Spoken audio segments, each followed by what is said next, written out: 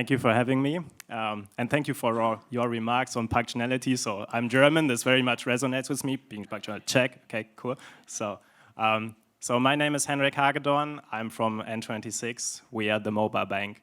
Today I'm gonna talk about how experience metrics drive design at N26. And before I jump in, I'm really curious, who of you is a designer? Can you raise your hand? Oh, that's quite a few. Everybody is a designer, yeah, you're right. Okay, who has a design mindset? Come on, everybody, okay. Anyways, so who is a manager of some sort? Okay, who does strategic work? Also quite a few. Cool stuff, okay. Yeah. Oh, I was told I need to press hard. Pressing hard. Harder? Not really working, I think. Oh yeah, okay, works, excellent, okay. So at N26, I'm a strategic designer, the first and only of my kind so far, so it's kind of like a thing that I started because I felt there is a need for such a role. And so that raises the question, what is strategic design, right? So if you ever worked in an agile fashion, then you are very familiar with this. So you have these like iterative loops where you work on continuous improvement, right? So you keep improving the product over time. But how do you know where to work towards? Like, what is the goal, basically? Like, what is the direction? And that is part of strategic design. So the long arc, if you say so, if you want to. So it's more about design-driven innovation rather than designing the thing right, like more about the big picture rather than the nitty-gritty, perhaps. And so this is part of what I'm doing. So design-driven innovation fits nicely with the theme of this conference, I think. Okay. So when N26 was started, it was really started with user experience at the core of it. It was basically what motivated our founders to start off, because they felt frustrated with how banks worked at that time and how the user experience was at that time. And they felt there has to be a better way. So there has to be ways of like substantially improving user experience. And this led them to formulate this vision of wanting to build a bank that the world loves to use. So it's a lot about this emotional component. It's a lot about the experience, not so much about the functionality in itself, but about what is it, how does it feel for you as a customer, almost, right?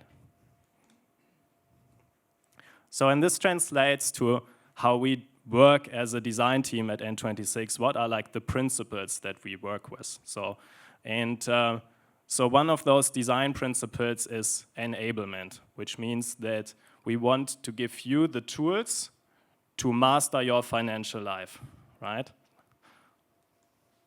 It's also about empowerment, because we want to encourage you to explore, okay, what's else out there? What else can I do in terms of my financial life? Kind of like, almost like inspire you to go beyond what you're already doing.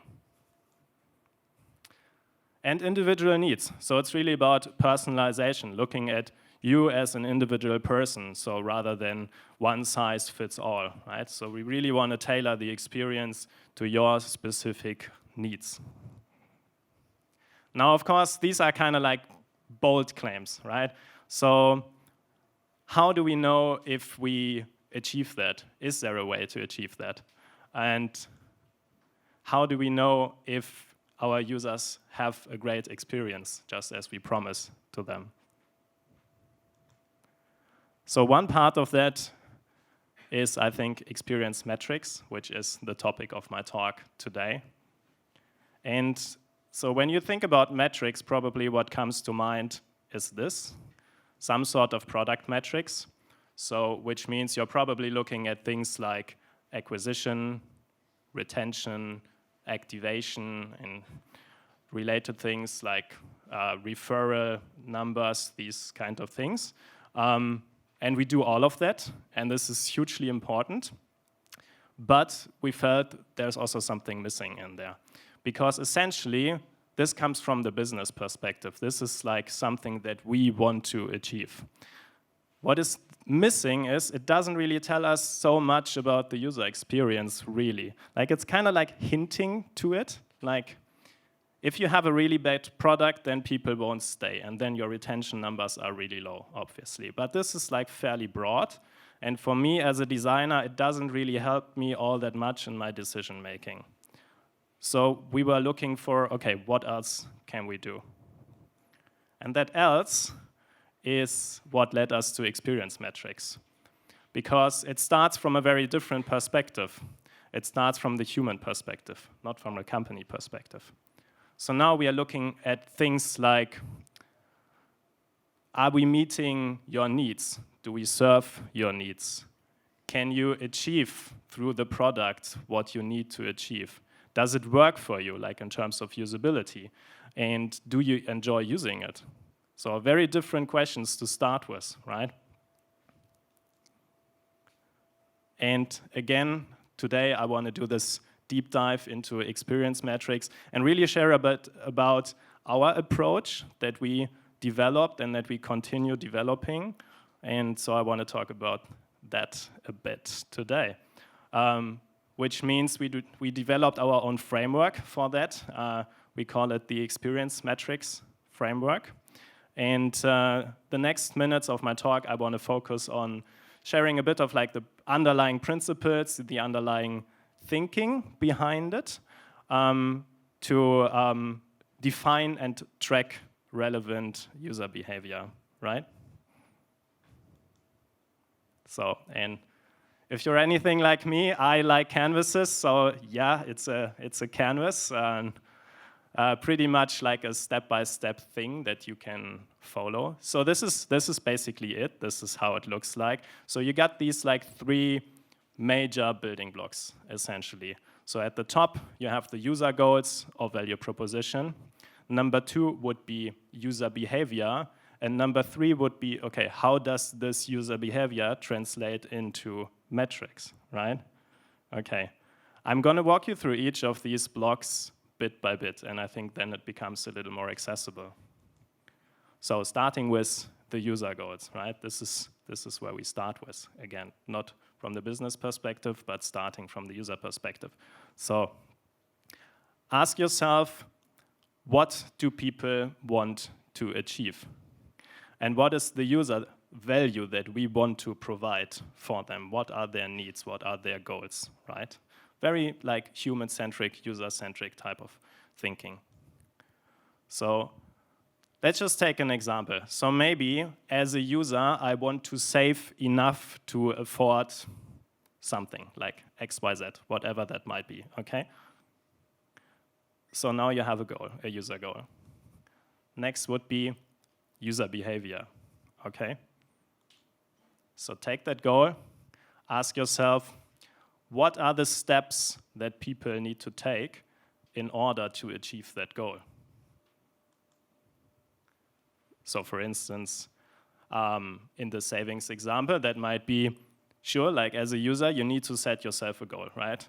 And then what you have to do is you have to set aside money on a regular basis until eventually you reach your saving goal. These are kind of like the steps that you would need to take as a user to arrive at your goal. Now, this is not a metric, obviously.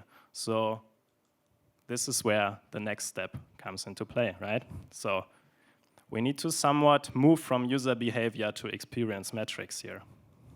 And this is really a translation job. So you have to translate the behavior into something that is both specific and that can be quantified. And we found that it's quite hard to just nail it in like one metric. Instead, like most of the time, we are looking at like perhaps 3 to 4 metrics to capture a single user goal. So let's unpack that, okay? So user behavior is setting a goal amount, regularly putting money on the side, eventually reaching the goal amount.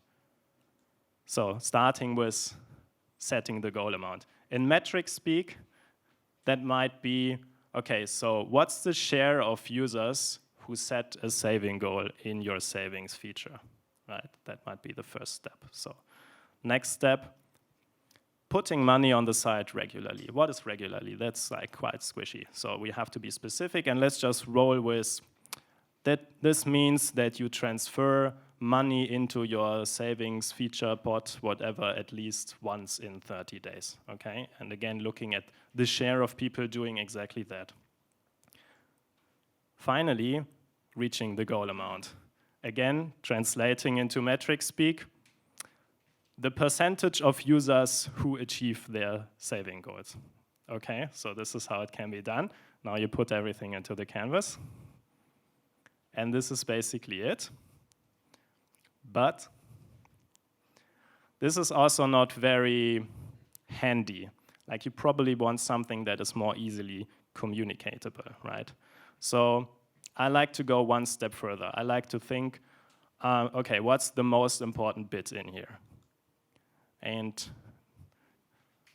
this is the experience KPI, the key performance indicator, basically. So what of those experience metrics might that be? And in this example, probably we are looking at the last step of that funnel, which would be the share of users who achieve their saving goals. And let's just come up with like a bit more of a snappy name for that. So maybe that's percentage of successful savers. And now it's a lot easier. Now you go back to the user goal, which is to save enough to afford XYZ, right? That's the human perspective. The metric perspective to that is, okay, what is the share of people who are actually successful in doing that, right? Okay.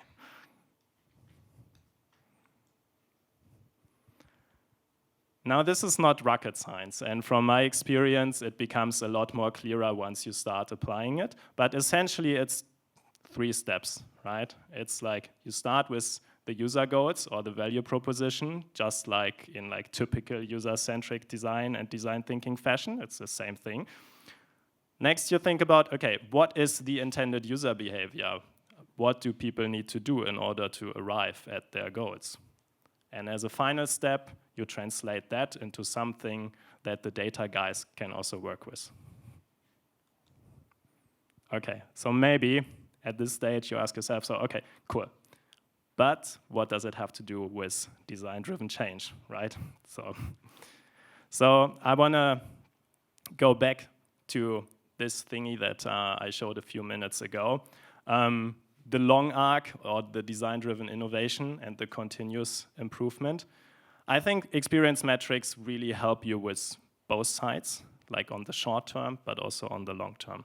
So I want to share a few of the reasons that we found why this makes sense, why we use it, and what is the purpose of that. So to start with, user experience make really good health metrics. So what I mean by that is, maybe in your team or department or whatever, there's a business goal which is something like, hey, let's drive revenue by X% in this and that feature or something, okay? And now you can put an experience metrics next to it saying that, okay, sure, great, but at the same time, we don't want to compromise user experience. We also want to keep track of that. So you are reducing the risk of sacrificing user experience for short-term business success. Okay. Then having experience metrics is really a great chance for you as designers to be more on eye level with product people and with business people, because now all of a sudden you can speak their language. You can speak the language of numbers and figures and hard facts. So they will probably respect you a lot more, and it will be much easier for you to make your point and bring your opinion across. Which also means that this, for you as designers, is an opportunity to showcase the impact that you can have with design on the business, but obviously also on the user experience. And then I'd like to think of it as a bit of like a Trojan horse, almost, because it's a way to kind of like integrate human-centered thinking and design thinking more broadly in the company, because like you're leading with these numbers, and like people are like familiar with numbers, obviously, but what is like really behind it is design thinking, right? It's kind of like a Trojan horse a bit. So, and again, like as designers, I think this is a great chance for us to also be more intentional about our work, because having such a framework, we really need to think, okay, what exactly is the user value that I want to provide with my piece of work?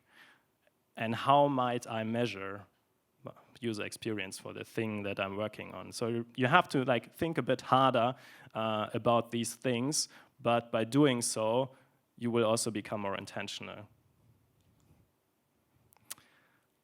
And that, in the long run, I think will really add to your ability to design for strategic goal setting. And that basically brings me back to the theme of the conference, right?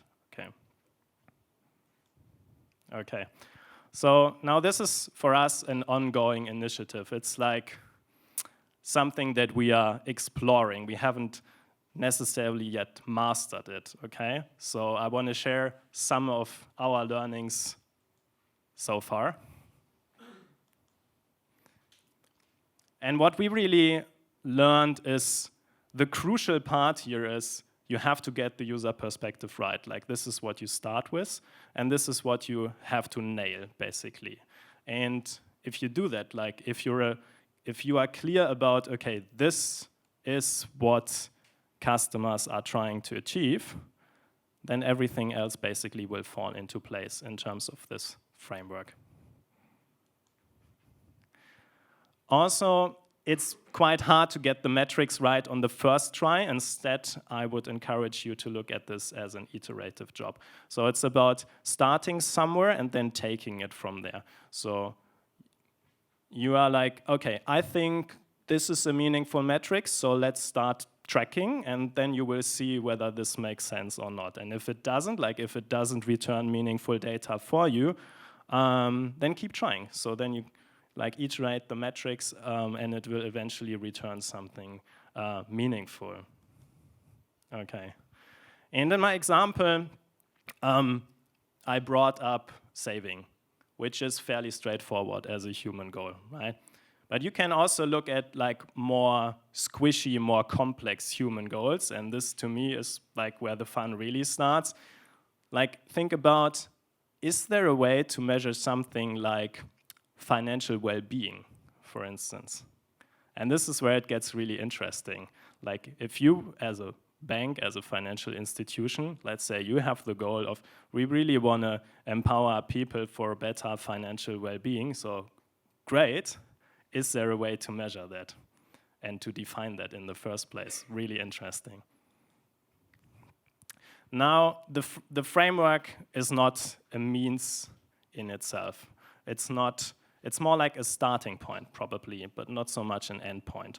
So what we are trying is, we built an education program around that. So we are trying to educate our design team to become more familiar and more comfortable in using metrics and having this approach and using this approach in their day-to-day work.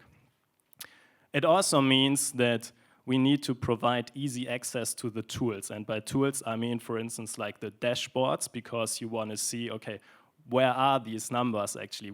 I need to have easy access to see how my design works in terms of the numbers, okay? And then it's really about cross-collaboration. So it's nothing that we do just as the design team on our own.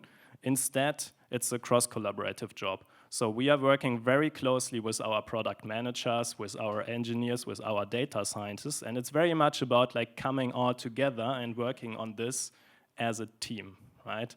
Because their perspectives are incredibly valuable and they will really help you to put this in place. Okay. And then as the final step, and this is what we are currently working on and trying to learn and find out, is we are trying to find, okay, where exactly is the overlap between design and business success? Because obviously these are not polar opposite, right? It can be the same. Like it can be you improve the user experience, and this might be hugely beneficial for the business side as well. So how can we track that? Now, I'm basically looking for this overlap here between product metrics and experience metrics.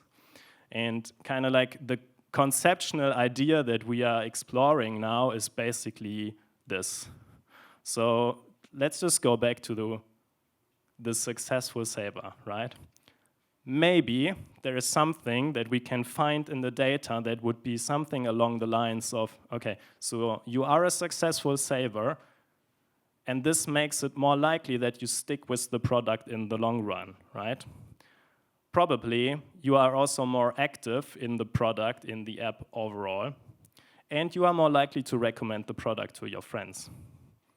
Maybe we can find something like that through cohort analysis, and this would be extremely cool because this basically says, as a designer, by improving user experience, you are driving product key performance indicators. So you are really driving engagement, you are driving retention. You are driving marketing KPIs as well, because then it's about virality and lowering customer acquisition costs. Same goes for the business side, because you are essentially increasing customer lifetime value. So we really want to find out about how these things correlate, because we think this is kind of like the holy grail also for design to prove their impact on business success and to find this correlation between investment on design and return on the business side. And this is kind of like our pet project now that we are working on, and which is very much work in progress. So I'm like super curious to hear your thoughts and hear your feedback on that as well. So wrapping up, again, this is not rocket science or anything. Instead, it's basically one thing that I want to leave you with, which is start with the user perspective. Start by asking yourself, what are your users trying to achieve? Thank you.